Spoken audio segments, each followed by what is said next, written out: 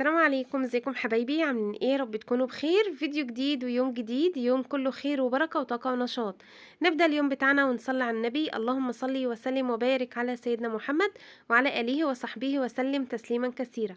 لو انت اول مرة تزوري قناتي نوريني باشتراكك عن طريق المستطيل الاحمر اللي تحت الشاشة.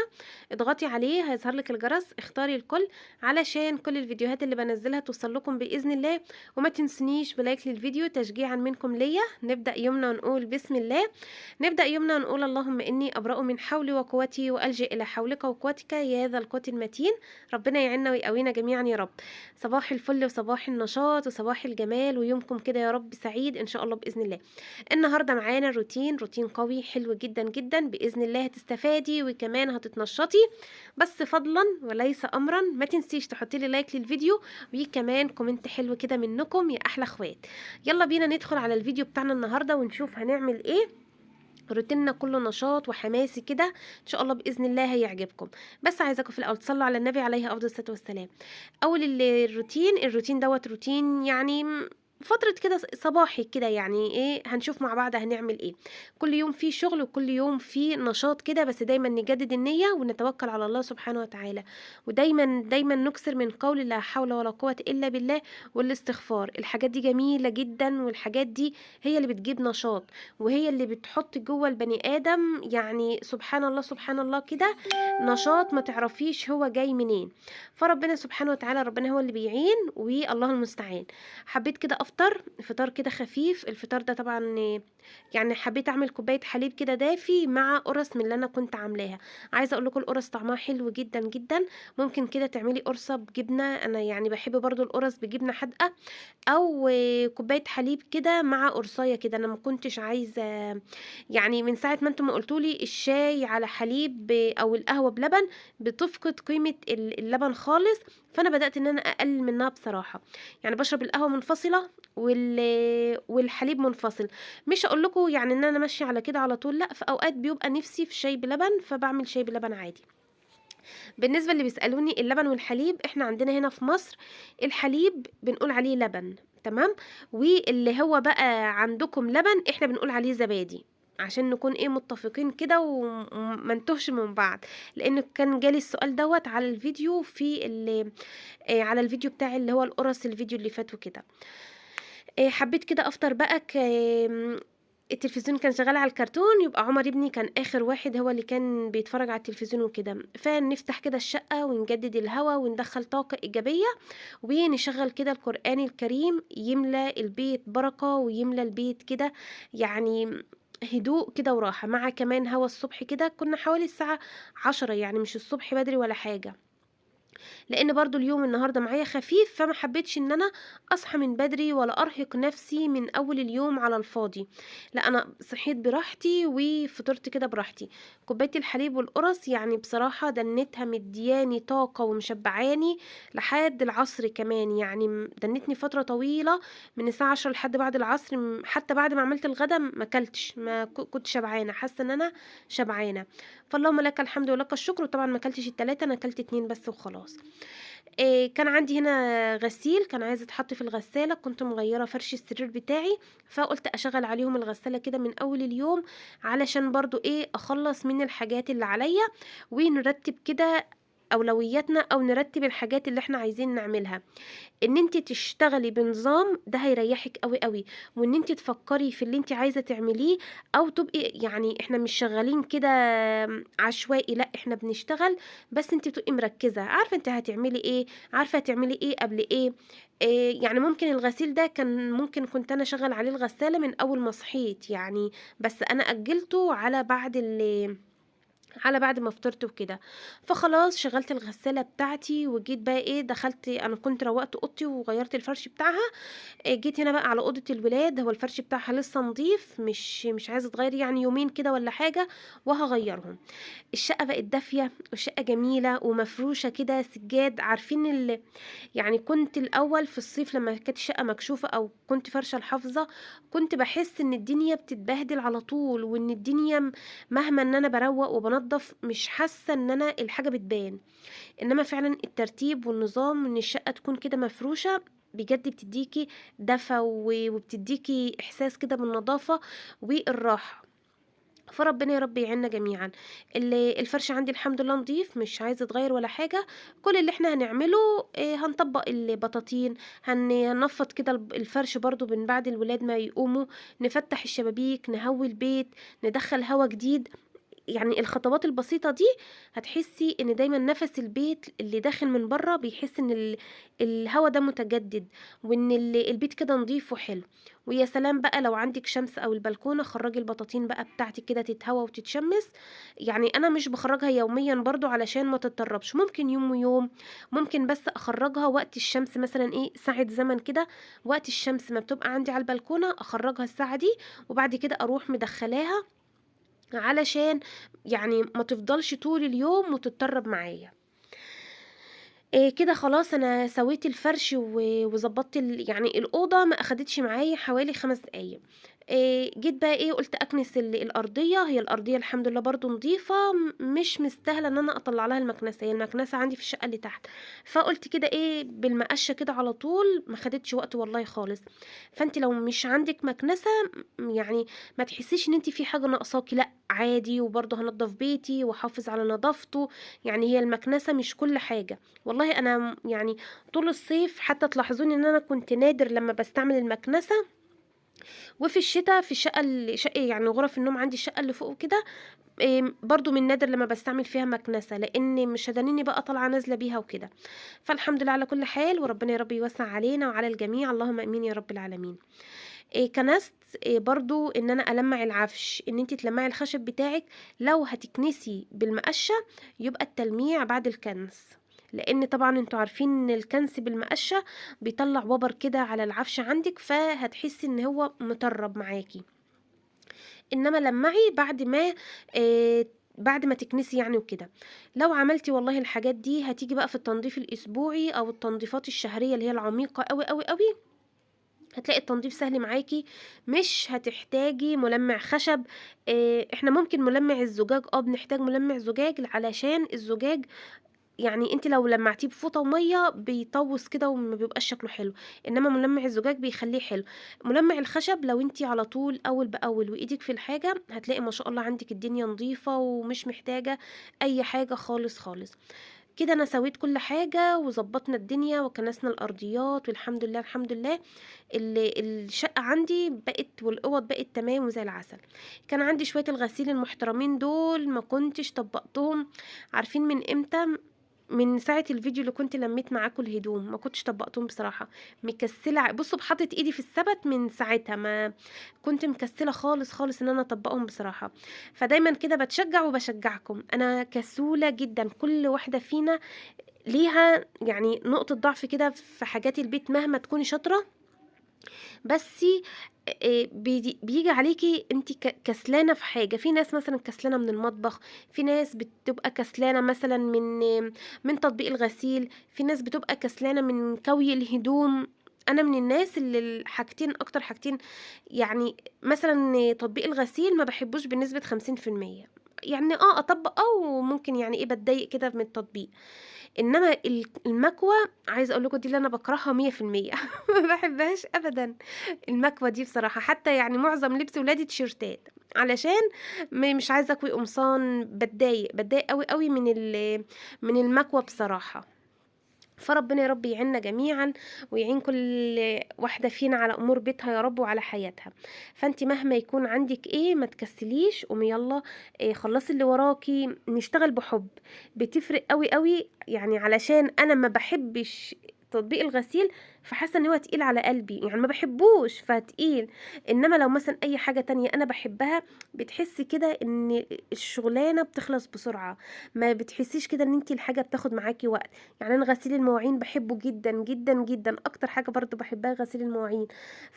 دايمًا بادخل في تحدي كده مع نفسي إن أنا لأ، الحاجة دي مش هتاخد معايا وقت واخلّص على طول، على طول. إلا تطبيق الهدوم، يعني باحاول أقنع نفسي إن أنا أحبها بس مش قادرة بصراحة. المهم برضه لازم نعمل، وما فيش حاجة اسمها ما بنحبش، لأ هنعملها يعني هنعملها. فالله المستعان، وبنشجع بعض كده ونشوف اللي ورانا ونخلّص كل اللي إحنا الشغل اللي مستنينا، قاعد مستنينا. برضه أكتر حاجة برضه ما باحبهاش في تطبيق الهدوم حكاية الشرابات، إن أنتِ بقى تقعدي تدوّري على الشراب اللي فين أختها، الألوان مثلًا في أوقات بتبقى متقاربة، الكحلي والأسمر وبالدقاق أوي، برضه دي من ضمن الحاجات الرذلة في تطبيق الهدوم يعني وكده. قولوا لي بقى في التعليقات إيه أكتر حاجة أنتِ ما بتحبيهاش في شغل البيت، مثلًا في ناس ما بتحبش الغسيل، لو مثلًا عندِك غسالة هاف وكده، في ناس مثلًا ما بتحبش تطبيق الهدوم زي حالتي كده، فقولوا لي تحت في التعليقات إيه أكتر حاجة بتحبوها وإيه أكتر حاجة ما بتحبوهاش. بُصّوا بقى باقعد أبُص كده في الشرابات، يعني بتبقى قريبين أوي، أوي لبعض بالذات الأسمر والكحلي، في أوقات ييجوا يلبسوا يا ماما أنتِ عاملة لنا ده كحلي وده أسمر، أقول لهم اتلخبطت يعني أنا أعمل إيه؟ فالله المستعان وربنا يا رب يعيننا جميعًا يا رب ويقوينا، اللهم آمين يا رب العالمين. خلاص كده الحمد لله أنا خلّصت الهدوم، قُمت بقى رصيتها على طول في الدولاب علشان برضه إيه ما يكوموش عليَّ. وعايزة أقول لكم حاجة، اللهم صل على النبي، نسيت لمّا أفتكر هاقول لكم. أنا خلاص كده خلّصت اللي ورايا، جيت هنا بقى إيه دخلت على المطبخ علشان يا دوبك كنا بقينا بعد الضهر، وكنت عايزة أبدأ أحضّر الغدا. الحمد لله، الحمد لله المطبخ فاضي يعني، أنا كنت غسلت حتى كوباية الحليب بتاعتي بتاعة الفطار وكده، ومخلّصة كل حاجة والمطبخ الحمد لله نضيف من بالليل. اللهم صل على النبي. طبعًا كده أنتم اكتشفتوا الغدا أنا هاعمل إيه النهارده، هنعمل مع بعض غدا كده اقتصادي ويوم زي العسل وما شاء الله وكمان مغذي، وحاجة كده جميلة وما كلفتنيش حاجة خالص، وكل حاجة الحمد لله موجودة في البيت، فربنا يا رب يديمها علينا نعمة. يوم فراخ، يوم مثلًا بيمشي كده، يوم لحوم، يوم بيض، يوم سمك، كل واحدة فينا على حسب ميزانيتها وعلى حسب دخلِك أنتِ بتمشّي بيتِك. فربنا يا رب يرزقنا جميعًا، وهي مش شطارة منِّك إن أنتِ توفّري، ده بركة ربنا سبحانه وتعالى. يعني أوقات بنطبخ الطبخة إن هي مثلًا هتكفّينا يوم، ببركة ربنا سبحانه وتعالى بتلاقيها بتكفّيكِ يومين، 2. فدي الحمد لله والشكر لله دي مش شطارة منِّك. ممكن تعملي فرخة ممكن تخلص في نفس اليوم، ممكن تعملي فرخة وبتكفّيكِ يومين، 2. فبرضه ربنا يا رب يديمها علينا ويحفظها من الزوال يا رب، اللهم امين يا رب العالمين. نعمة كبيرة جدا جدا. انا كنت شاريه البتنجان دوت معاكم يوم السبت من مشتريات الاسبوع، كنت جايباه كان الكيلو ونص ب5 جنيه، سعره حلو جدا. في اماكن تانية وفي بلاد تانية الاسعار بتبقى اقل من كده وفي اغلى من كده، فالحمد لله والشكر لله الموجود مش غالي. يعني كان في تعليقات قالت لي يا بسمة الاسعار عندنا اغلى، وبرضه جالي تعليقات بيقولوا يا بسمة الأسعار عندنا بتبقى أرخص من كده. فعايزة أقول لكم إن حكاية الأسعار دي مش ثابتة في مكان، يعني عندي مثلا ب10 عندك ب10 عندي في مكان تاني ب10، لا طبعا الأسعار بتختلف. بس الحمد لله والشكر لله إن الحاجة موجودة. احنا شايفين بلاد تانية ربنا يا رب ييسر لهم الحال ويرزقهم يا رب، يعني الدنيا كده ملخبطة، فإحنا في زمن إن الحاجة موجودة نحمد ربنا عليها ونقول اللهم لك الحمد ولك الشكر يا رب. أنا هاعمل النهارده جبت البتنجان كده وقشرته اللهم صل على النبي قطعته كده مكعبات. وعندي فلفل من اللي هو بتاع الأسبوع اللي فات، يعني أنا ما اشتريتش الأسبوع ده، بتاع الأسبوع اللي فات، والطماطم دي برضه بتاعة الأسبوع اللي فات مش الأسبوع ده. وحبيت كده إن أنا أحمّر بطاطس، البتنجان أنا حطيته في مَيّة وملح وكده. والبطاطس برضه حطيتها كده في الزيت علشان تتحمّر. وبعد بقى ما اتحمّرت جيت هنا قطّعت بصلاية مكعبات صغنّنة كده، نقطة زيت، يعني بُصّوا الزيت قد إيه مش باين أصلًا في الصينية اللي أنا باعمل فيها. وكمان حوالي فصّين 2 توم كده، وهادبّلهم كده مع البصلاية. إحنا يوم بيمشي فراخ، يوم بيمشي من غير أي حاجة، يوم بواقي أكل، ممكن طبق محشي مع مثلًا طبق مسقعة زي كده، واليوم بيمشي ورضا وزي العسل وربنا يديمها علينا نعمة يا رب. أهم حاجة الرضا، أهم حاجة السعادة.